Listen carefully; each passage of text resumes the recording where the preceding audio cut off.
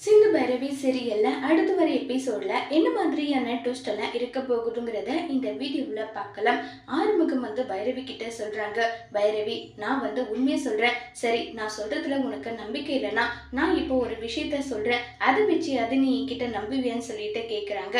சரி சொல்லு, என்ன விஷயம்? நான் என் அம்மா மேல எந்த அளவுக்கு உயிரா இருக்குன்ற விஷயம் உனக்கே நல்லா தெரியும் தானே? ஆமா தெரியும். என் அம்மா மேல சத்தியம் பண்ணி சொல்றேன், நான் சம்பத்தை எதுவுமே பண்ணல, நிஜமாவே நான் வயல் காட்டுல கீழே விழுந்து அடிபட்டதுதான் இது எல்லாமே சொல்லிட்டு இருக்காங்க.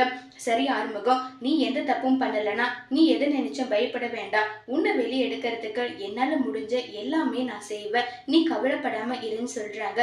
இதை கேட்டதும் ஆறுமுகம் ரொம்பவே சந்தோஷப்படுறாங்க.